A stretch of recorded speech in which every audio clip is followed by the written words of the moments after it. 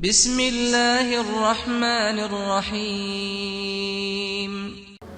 السلام عليكم ورحمة الله وبركاته. الحمد لله وحده والصلاة والسلام على من لا نبي بعده. أشهد أن لا إله إلا الله وحده لا شريك له وأشهد أن محمدا عبده ورسوله. اللهم فصل وسلم وبارك على هذا النبي الكريم وعلى آله وأصحابه ومن سن بسنته إلى يوم الدين. ثم أما بعد، قال الله تعالى في كتابه الكريم: يا أيها الذين آمنوا اتقوا الله حق تقاته ولا تموتن إلا وأنتم مسلمون. Jamaah sekalian yang dirahmati Allah Subhanahu wa taala, di majlis yang mulia dan insyaallah di tempat yang mulia bersama dengan orang-orang yang mulia dan mengharapkan kemuliaan, kita hadirkan semua kenikmatan-kenikmatan yang Allah berikan kepada kita. Mudah-mudahan dengan mengingat-ingat kenikmatan Allah, kita termasuk hamba-hamba Allah Subhanahu wa taala yang senantiasa bersyukur. Salawat dan salam kita perbanyak baca dalam keadaan berdiri, duduk, senang, susah, kapanpun, dimanapun. Baca salawat dan salam kepada Rasulullah Sallallahu Alaihi Wasallam. Mudah-mudahan walaupun kita belum pernah berjumpa dengan Rasulullah Sallallahu Alaihi Wasallam di atas muka bumi ini, mudah-mudahan nanti kita dikumpulkan di padang mahsyar dengan Rasulullah, di surganya juga dengan Rasulullah Sallallahu Alaihi Wasallam. Jamaah sekalian, pada malam hari ini kita akan membahas salah seorang di antara sahabat-sahabat Rasulullah Sallallahu Alaihi Wasallam. Dan siapapun kita yang mengaku keislamannya baik harus diukur, dan ukurannya siapa? Para sahabat. Ya. Siapapun di antara kita, akidahnya, ibadahnya, akhlaknya, kalau mirip dengan sahabat itu berarti Islamnya betul.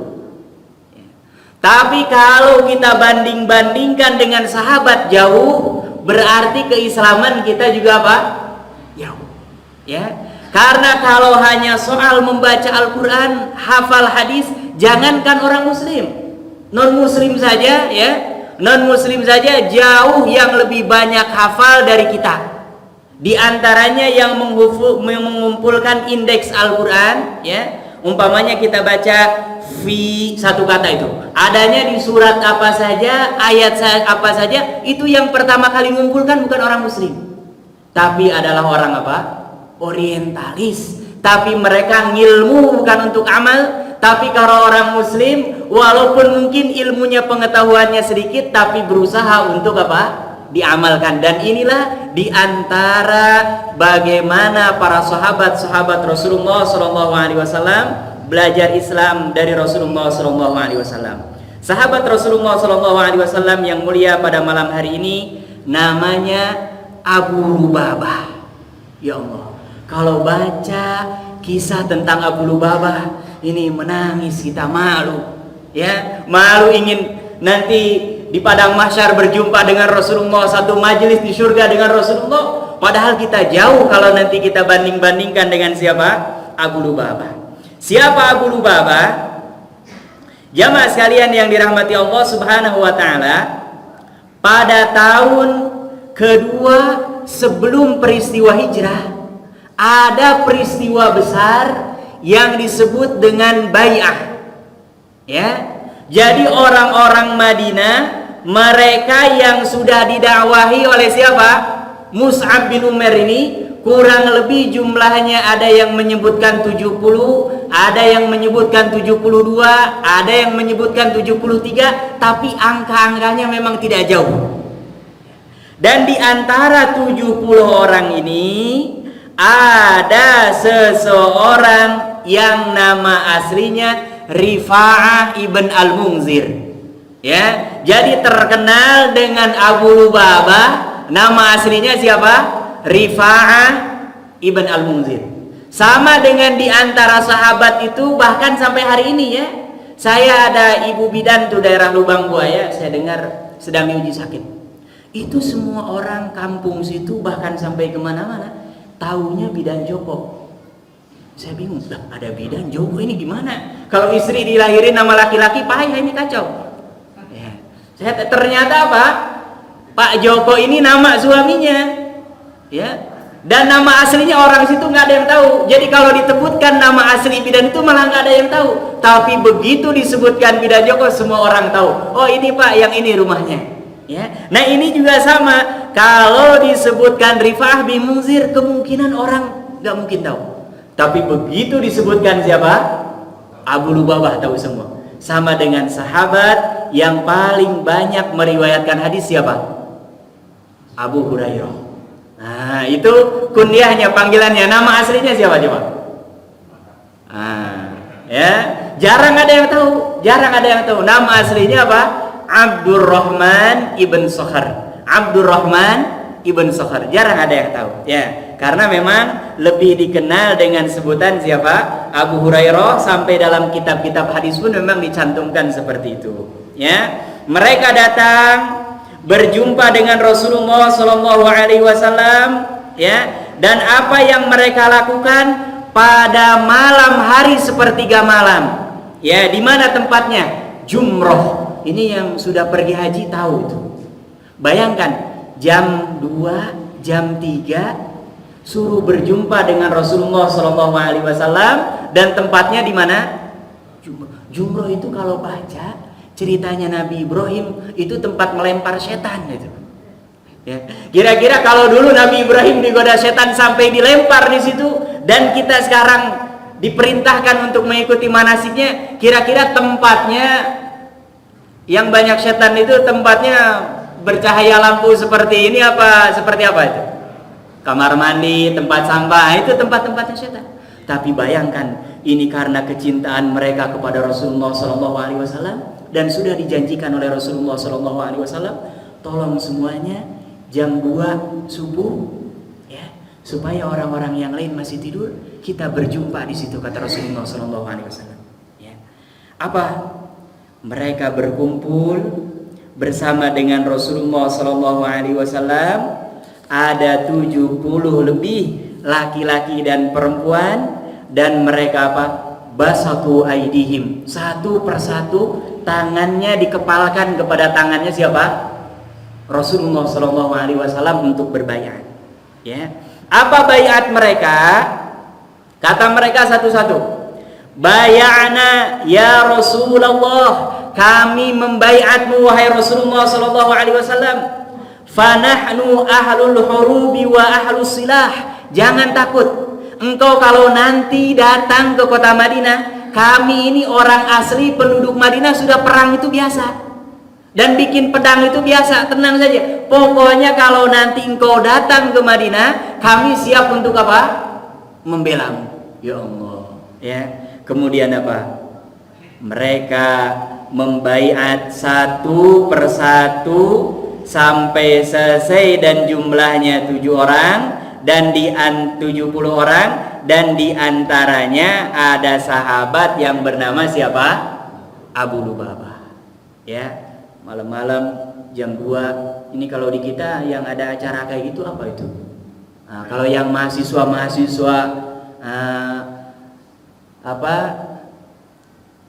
yang lama-lama, nah, ada itu.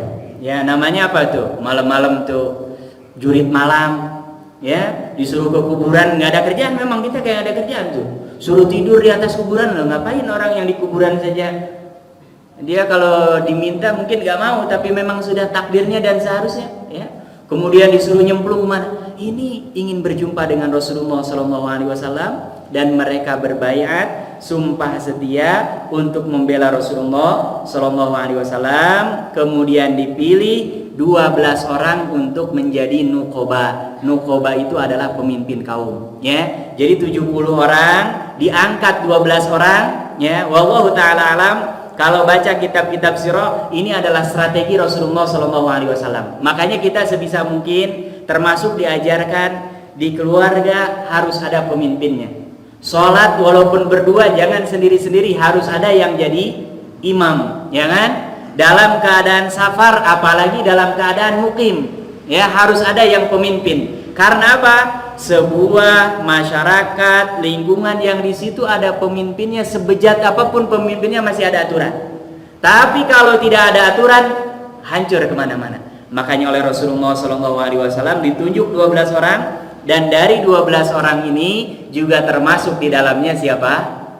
Abu Lubabah. Ya Allah, berat jadi pemimpin ini Abu Lubabah. Tapi karena memang diperintahkan oleh Rasulullah SAW, akhirnya diterima oleh Abu Lubabah. 70 orang ini tanpa desas-desus, kemudian mereka pulang ke Madinah. Ya, ini kejadiannya apa? 2 tahun sebelum hijrah. Ya. Apa yang terjadi? Sebagian sahabat sudah ada yang hijrah duluan, nyicil. Ya, ada yang hijrahnya itu kebanyakan semuanya sembunyi-sembunyi kecuali 3 orang. Salah satu diantaranya adalah Umar bin Khattab. Ya, jadi orang-orang Mekah ketika sudah tahu diumumkan boleh hijrah, bahkan ini bukan boleh, wajib hukumnya, wajib untuk hijrah. Karena apa? Di Mekah tidak mungkin menyebarluaskan dan mengamalkan Islam. Ya, Bapak bisa membayangkan Rasulullah besanan, anaknya yang perempuan, ya, disuruh dicerai. Bayangkan, kira-kira gimana perasaan kita sebagai orang tua? Tapi Rasulullah tetap jalan. Bahkan pernah kejadian satu waktu para sahabat Rasulullah SAW itu mereka diboikot, tidak boleh menjual, tidak boleh membeli. Ya, kalau di kita mungkin gampang, tinggal ke belakang rumah, gali cangkul, nanam singkong. Kalau di kota Mekah, jangankan gali pacul itu, orang gali sumur aja yang keluar minyak. Ya, gali sumur yang keluar apa? Minyak. Ya. Itu mereka diboikot dan sampai dikisahkan oleh para ulama sirah, mereka memakan daun-daunan dan ketika buang hajat mereka lihat itu yang dimakan persis yang keluar. Sama dengan kalau kita makan kangkung itu, yang dimakan persis itu yang keluar. Ya, itu mereka perhatikan. Ini betapa bengisnya dan luar biasa apa? Penduduk Mekah. Akhirnya diperintahkan oleh Allah Subhanahu wa taala, sudah semua hijrah ke Madinah kecuali masih tersisa Rasulullah SAW, Abu Bakar dengan Ali bin Abi Thalib. Ya. Nih, kejadiannya sudah tinggal 3. Rumah Rasulullah sudah dikepung. Ya, di situ hanya ada siapa? Ali bin Abi Thalib, Abu Bakar dengan siapa? Rasulullah. Ini siasat ini ya. Pas diskusi, sekarang kata Rasulullah, saya sudah dapat wahyu diizinkan untuk hijrah. Tapi ini kita dikepung. Ya, dikepung. Kalau kita keluar sama dengan sedekah nyawa.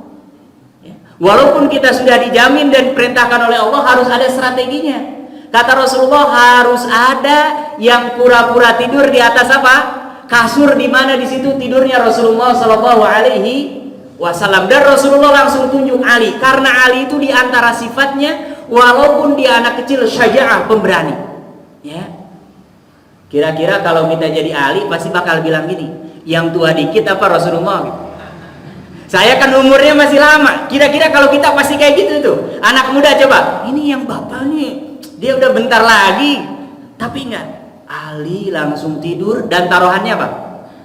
Nyawa. Tapi ini perintah Rasulullah SAW, tidak bisa menolak. Itu hebatnya siapa?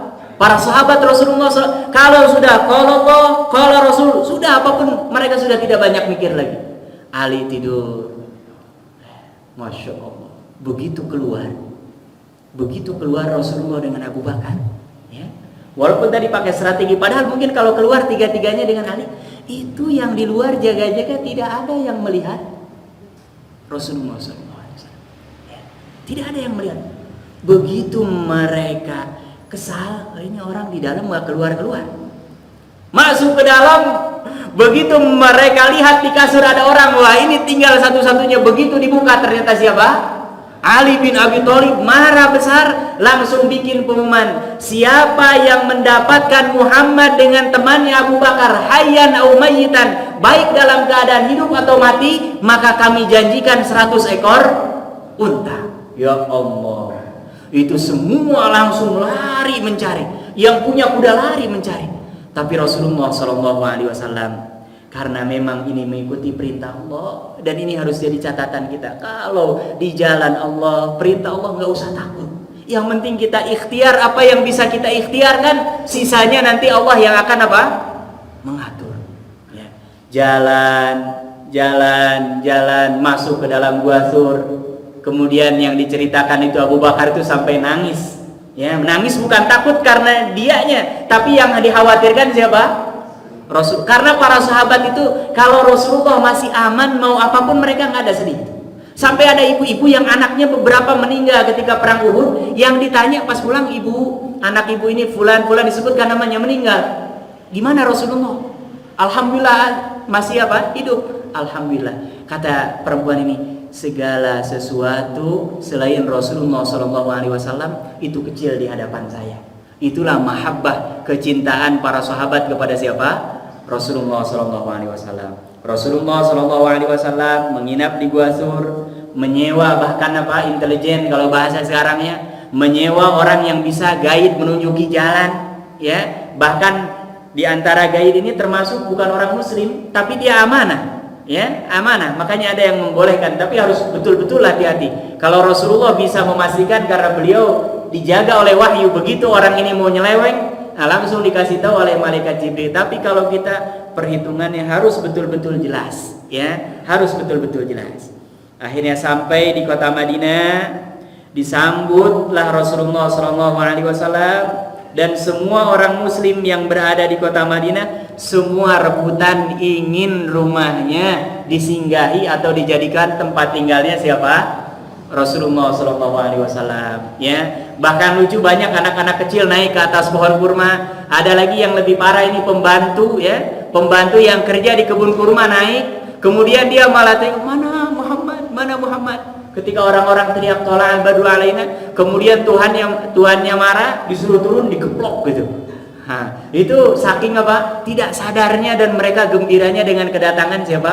Rasulullah SAW. Tiba akhirnya Rasulullah SAW, Rasulullah di rumah saya, semua naik.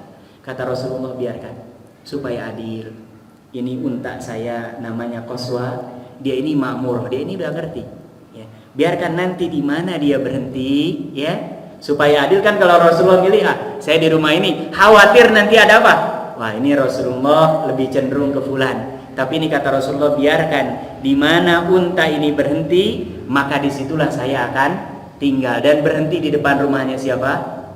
Abu Ayyub Al-Ansari, ya. Abu Ayyub Al-Ansari, nanti di kisahnya Abu Ayyub ini punya 2 tingkat nih, ya. Jadi kalau yang kita punya 2 tingkat, sahabat saja sudah rumahnya banyak yang 2 tingkat di Madinah. Hanya mungkin kalau dulu dari pelepah kurma, ya, kalau sekarang dari bangunan. Itu Abu Ayyub itu kalau malam-malam di atasnya ada toilet, ya, untuk kamar mandi atau ada minum gitu. Khawatir netes itu semalam itu nggak bisa tidur.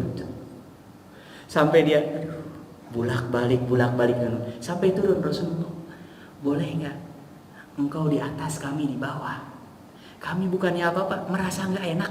Masa engkau yang lebih mulia dari kami, tapi apa? Kami khawatir pas jalan itu, persis ketika kami melangkah, engkau berada di bawah apa? Kaki kami. Itu saking apa? Tingginya ada apa? Abu Ayyub Al-Ansari, kata Rasulullah, sudah nggak usah dipikirkan yang seperti itu. Kamu malam-malam seperti ini tidur, sudah nggak usah dipikirkan. Akhirnya Abu Ayyub mengalah, ya. Selesai tinggal di rumah Abu Ayyub. Rasulullah SAW tahun kedua ada perang Badar. Nah, ini ujian pertama.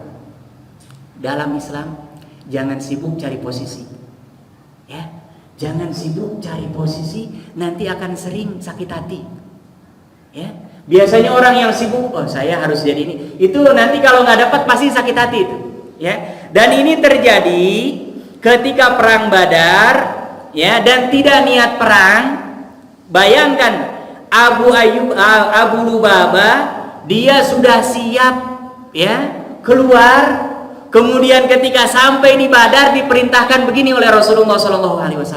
Wahai Abu Lubabah, engkau kembali ke Madinah dan engkau jaga kota Madinah. Kata Rasulullah, jangan semua kaum muslimin ikut perang Badar, khawatir nanti kalau habis semua sama sekali di Madinah tidak ada. Padahal di situ masih ada apa? Perempuan, masih ada anak-anak kecil. Kalau ini semua orang habis, siapa yang mengajari nanti mereka Islam? Abu Ayyub, kira-kira gimana Bapak? Sudah siap perang? Disuruh balik.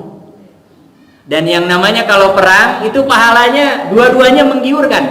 Ya, kalau mati syahid dan itu mati yang paling baik. Dan kalau umpamanya dia nggak mati dan menang dapat ghanimah dan itu halal dari Allah Subhanahu Wa Taala yang tidak diberikan kepada umat-umat sebelum Rasulullah SAW.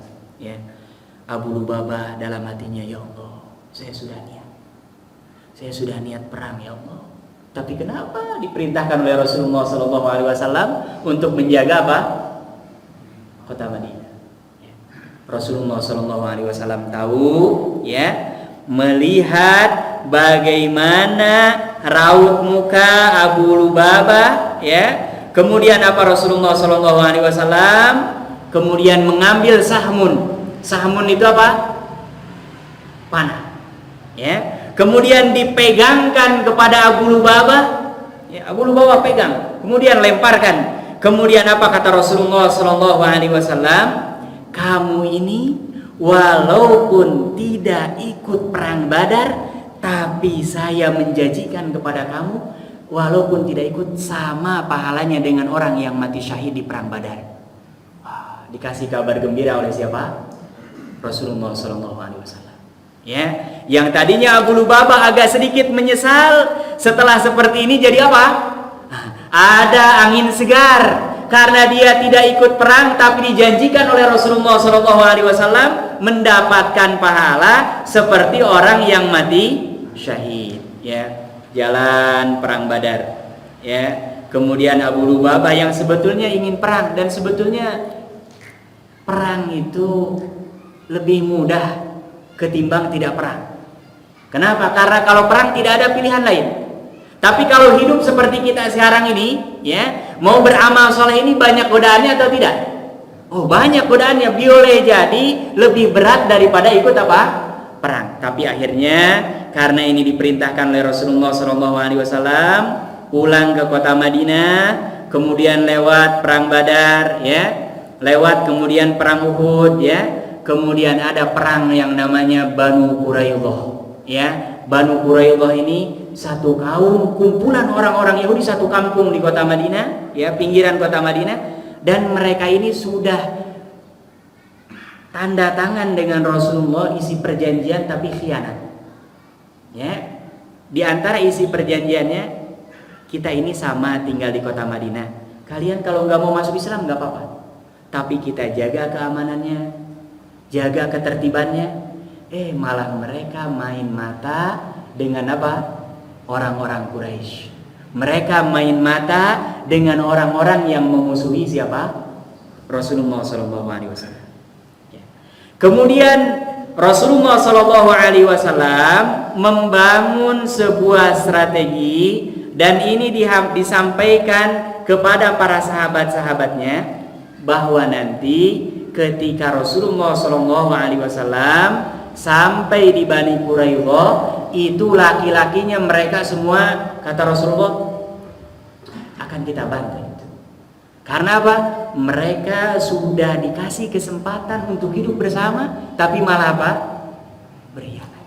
Nah, ini Abu Lubabah ini termasuk yang mendengar apa yang disampaikan oleh Rasulullah SAW, dan Bani Quraidah ini sudah ketar-ketir. Karena apa? Jumlah penduduk kota Madinah jauh lebih besar daripada mereka. Akhirnya mereka minta supaya datangkan utusan untuk apa? Nego. Untuk menunda-nunda terus. Dan termasuk di antara yang mereka minta, tolonglah kirim Rasulullah SAW Abu Lubabah, karena kami pernah ada hubungan dekat dengan Abu Lubabah. Mungkin kalau dia yang diutus nanti akan ada titik temu. Ya. Akhirnya apa? Rasulullah SAW kirim Abu Lubabah. Ketika sampai kumpul, gak ngomong dia. Apa yang disampaikan oleh Rasulullah SAW dan apa yang akan dilakukan terhadap kami. Abu Lubabah tanpa sengaja dia ngasih isyarat gini. Mereka paham, itu yang ibu-ibu dengan yang anak-anak nangis semua. Begitu dia pulang, dan ini rahasia yang tidak boleh dibocorkan. Ya, ini bedanya kita dengan para sahabat nih ya. Abu Lubabah ini dosanya satu, dan dia tidak ngomong ini, hanya ngasih isyarat. Yang namanya isyarat orang boleh paham, boleh tidak. Beda dengan kalau mengucapkan nanti kalian akan dibunuh, dibantai. Ini hanya kan ya, kalau kayak gini kan seperti anak-anak sekarang itu bisa jadi bahasa-bahasa alay gitu, ya kan? Tapi ini Abu Lubabah merasa berkhianat.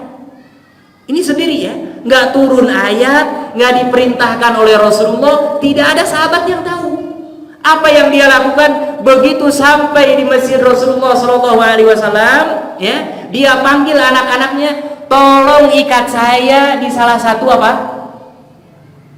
Tembok masjidnya Rasulullah SAW. Ya. Begitu dilihat oleh Rasulullah karena dapat wahyu tahu. Ya. Kemudian para sahabat yang lain kaget, ini kenapa Abu Lubabah kok diikat?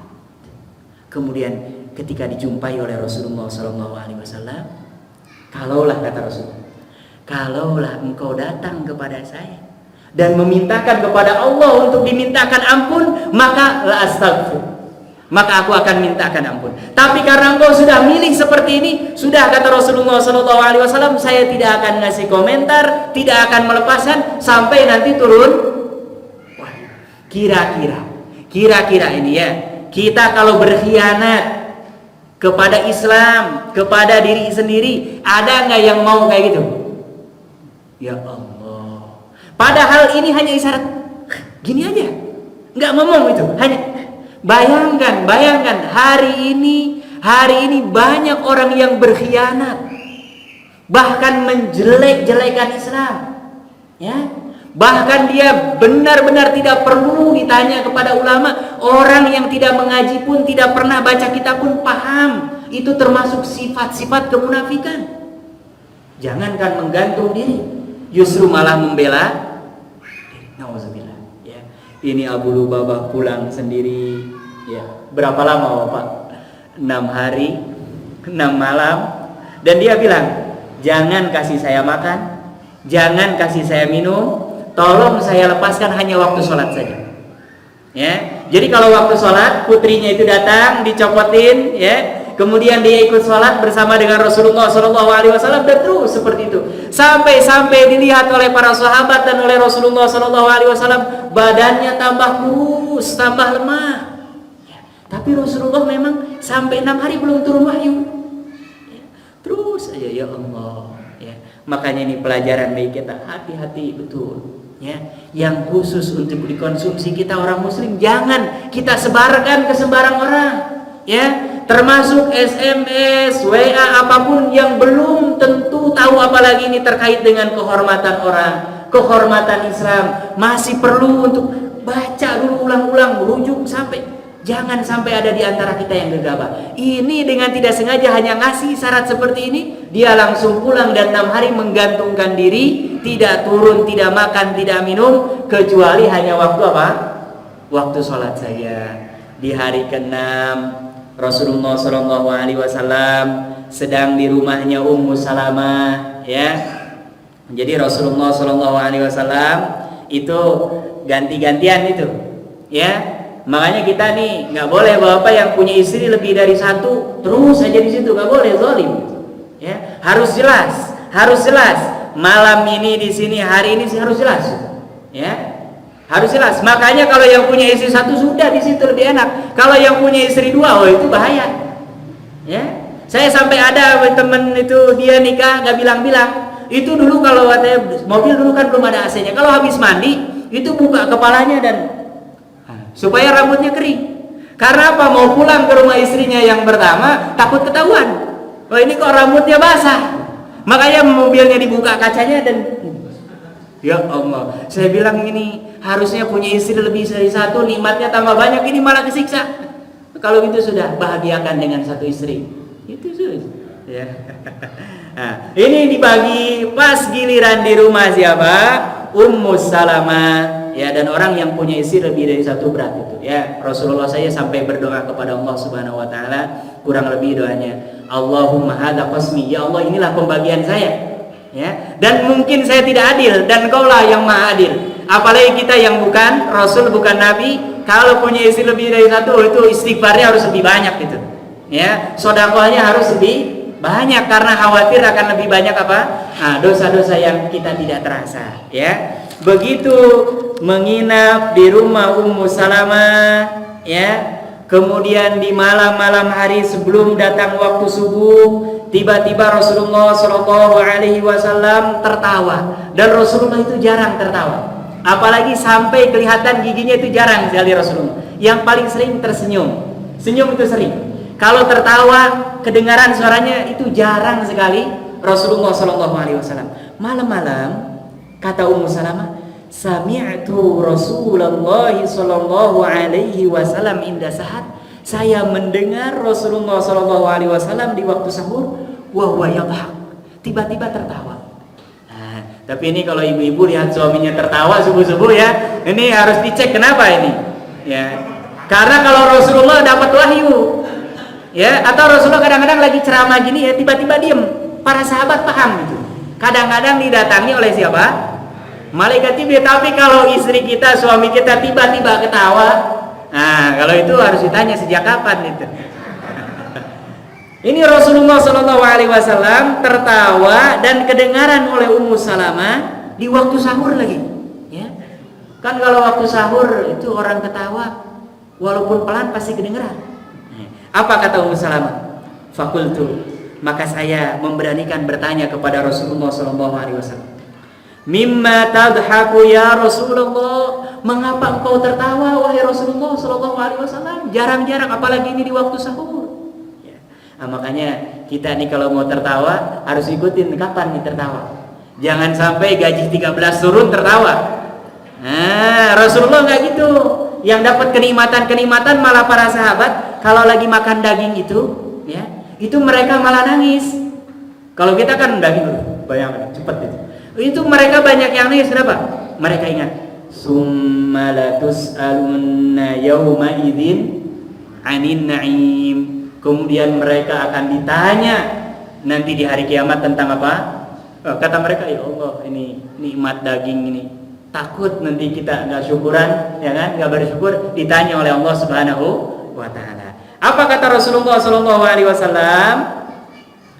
Qala sallallahu alaihi wasallam, taballahu ala Abi Lubabata. Allah menurunkan wahyu menerima taubatnya siapa? Abu Lubabah. Ya, jadi ini kita orang Muslim yang meniru Rasulullah Shallallahu Alaihi Wasallam senang, bahagia kalau melihat saudaranya, anaknya, keluarganya yang dulu bergelimang dengan kemaksiatan, sekarang dia pindah menjadi ahli taat. Nah itu silahkan tertawa. Ya, silahkan apa? Tertawa. Seperti halnya tertawanya Rasulullah bahagia ketika turun wahyu apa? Jangan sampai ada di antara kita justru melihat orang lain tersungkur, ya, melihat orang lain jauh dari Allah, melihat orang lain bergelimang dalam kemaksiatan, justru malah kita menertawakan, puas, rasain loh. Itu tidak dicontohkan oleh siapa? Rasulullah Shallallahu Alaihi Wasallam. Justru ketika kita melihat tetangga kita, keluarga kita, mereka belum taat, justru kita harus khawatir, jangan-jangan karena memang kita ini belum pernah mengajak mereka kepada ketaatan. Jangan-jangan karena kita ini taatnya nikmati sendiri, orang-orang di sekitar kita tidak pernah kita ajak, tidak pernah minimal kita sentuh saja hatinya untuk ketaatan kepada Allah Subhanahu wa taala. Kemudian apa? Ummu Salamah, istrinya juga senang luar biasa. Begitu mendengar ini langsung mengatakan, afala ubashiruhu ya Rasulullah, boleh nggak kabar gembira ini saya langsung sampaikan Rasulullah? Karena kan Rasulullah itu rumahnya berjejer dengan masjid. Jadi kalau buka jendela itu langsung kedengaran kemana? Ke masjid. Itu kalau perhatikan Raudhah ya, dengan makamnya Rasulullah itu persis itu. Ya. Apa kata Rasulullah? Bala in syi'ti, ya. Silakan, kalau engkau mau silakan. Apa yang terjadi? Ummu Salamah buka pintunya, kemudian dia teriak kepada Abu Lubabah, Ya Aba Lubabah absyir, wahai Abu Lubabah, sampaikan berita gembira. Ya Allah, ini yang diterima taubatnya Ummu Salamah apa Abu Lubabah? Kok yang seneng Ummu Salamah? Ini kita orang muslim nih ya. Kalau lihat tetangga kita, ya Allah punya mobil baru, malah jangan kita yang naik mobil ambulan. Banyak itu. Kenapa yang bayar kreditan kan dia? Kenapa yang kadang-kadang kita yang jadi pusing? Ini kan penyakit itu. Justru ya Allah, alhamdulillah, mudah-mudahan dia seperti itu karena kita memang tetangganya nggak usil gitu, minimal gitu. Ini kan banyak ya, masang parabola, kita makan panadol. Ada yang kayak gitu, ya Allah. Justru ketika orang lain dapat kegembiraan, kita harus merasa gembira, apalagi ini dalam ketaatan kepada Allah Subhanahu wa taala. Apa yang dilakukan oleh Abu Lubabah? Ya. Ketika orang-orang muslim mendengar ini, mereka datang, biarkan kami biar dapat pahala buka Abu Lubabah. Apa kata Allah? Saya tidak akan pernah membuka ini kecuali mendengarnya langsung dari Rasulullah SAW. Ya Allah, karena khawatir mereka itu kasihan melihat Abu Lubabah sudah kurus, kering 6 hari 6 malam ya kan. Mereka dengan perasaan mungkin dia emosi, nanti dibuka padahal belum turun ayatnya. Gitu ya. Sampai akhirnya Rasulullah SAW datang kepada Abu Lubabah dan membacakan firman Allah Subhanahu wa taala yang ada di 102 ya. Surah At-Taubah surah ke-9 ayat 102, satu-satunya surat yang ada dalam Al-Qur'an tidak diawali dengan apa? Bismillah. Menurut para ulama tafsir, kalau ada yang menyebutkan bahwa jumlah surat dalam Al-Qur'an 113, maka menggabungkan antara Al-Anfal dengan At-Taubah karena kandungannya sama, dua-duanya berbicara tentang perang dan semua yang ada kaitannya dengan perang. Kalau ada yang mengatakan bahwa jumlah surat dalam Al-Quran, dan ini mayoritas para ulama, 114, maka berarti surah At-Taubah dia berdiri sendiri. Hanya yang menjadi masalah At-Taubah ini dari sejak dituliskan oleh Utsman bin Affan sampai sekarang memang tidak ada tulisan basmalahnya di awal. Surat lain semuanya ada basmalahnya, dan ayat inilah yang selalu dibaca dan akan terus dibaca sampai hari kiamat. Ini menjelaskan tentang orang yang jujur dengan dirinya sendiri. Kita yang berbuat dosa, pernah berkhianat, sebelum Allah buka di dunia mungkin gak dibuka, tapi akan dibuka di padang mahsyar, akan dibuka di yaumul hisab. Ini kesempatan diberikan oleh Allah Subhanahu wa taala. Pastikan sebelum ruh ini keluar dari jasad kita bertaubat kepada Allah Subhanahu wa taala, apalagi kabair, dosa-dosa besar. Karena dosa-dosa besar tidak ada yang namanya taubat secara otomatis, harus ditaubati secara khusus, kecuali yang shaghair, dosa-dosa kecil. Setiap kali kita wudu rontok, setiap kali kita sholat rontok, setiap kita datang hari Jumat rontok, setiap Ramadan rontok, setiap umroh rontok, apalagi yang sudah pergi haji rontok. Tapi kalau kabair dan ini berkhianat, apalagi ini rahasia besar ya, walaupun tidak ditunjukkan langsung oleh Rasulullah SAW, maka diterima taubatnya, bahkan menunggu turunnya firman Allah Subhanahu wa taala yang bunyinya wa akharuna i'tarafu bi dzunubihim. Kata Allah, ada sebagian orang yang mengakui i'tiraf atas dosa-dosa mereka. Jadi kita tidak mungkin tidak berdosa, tapi harus ngaku kalau dosa. Dan ngakunya nggak perlu datang ke orang, nggak perlu ngaku ini saya nggak usah, langsung taubat minta kepada Allah, perbanyak amal soleh setelah itu ya. Khalatu amalan salihah, di mana mereka mencampur adukan amal soleh ya. Abu Lubabah ini amal solehnya banyak, tapi dia mencampur adukan amal soleh dengan apa? Wa akhara sayyi'ah, dengan amal yang tidak baik, yaitu apa? Hanya memberi isyarat ini saja. Asallahu ayyatuba alaihim, mudah-mudahan mereka diampuni, diterima taubatnya oleh Allah Subhanahu wa taala. Dan betul ini diterima taubatnya oleh Allah Subhanahu wa taala. Innallaha ghafurur rahim, dan sesungguhnya Allah Subhanahu wa taala Maha Pengampun lagi Maha Penyayang. Siapapun di antara kita belajar dari kisah Abu Lubabah, dosa besar, dosa kecil, bahkan sampai setinggi langit, jangan putus asa. Datang kepada Allah datang di malam hari, nggak bisa datang di siang hari, datang di tengah hari, datang kapanpun. Allah Subhanahu wa Ta'ala akan senantiasa menerima taubat kita. Yang penting kita taubat sungguh-sungguh, atau yang disebut dengan apa? Taubatan nasuha. Mudah-mudahan setelah mendengar kisah Abu Lubabah ini, tidak ada di antara kita yang berani-berani berkhianat, apalagi terang-terangan, untuk mencari dunia, mencari kedudukan, mencari apapun, karena ini nanti berat timbangannya di hadapan Allah Subhanahu wa Ta'ala untuk mempertanggungjawabannya. Dan kalau yang sudah terlanjur kadung, kecelek, ya, kita minta ampun, minta maaf kepada Allah Subhanahu wa Ta'ala. Dan kalau ada hak-haknya yang diambil, segera kita kembalikan. Walaupun mungkin di dunia kita malu, tapi akan lebih malu kalau nanti dibukanya di akhirat dan tidak ada kesempatan kita untuk mengulang dan balik lagi ke dunia ini. Mudah-mudahan ini semua menjadikan kita semakin dekat kepada Allah Subhanahu wa Ta'ala.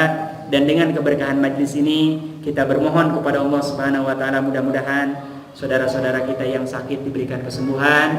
Termasuk wabah ini kita bermohon kepada Allah, mudah-mudahan segera diangkat oleh Allah Subhanahu wa Ta'ala dengan caranya. Dan mudah-mudahan kita yang masih hidup diberikan keistiqomahan, tidak diwafatkan oleh Allah Subhanahu wa Ta'ala kecuali dalam keadaan husnul khatimah. Subhanakallahumma wa bihamdika asyhadu an la ilaha illa anta astaghfiruka wa atubu ilaik. Wassalamualaikum warahmatullahi taala wabarakatuh. Sudah isya belum? Alhamdulillah.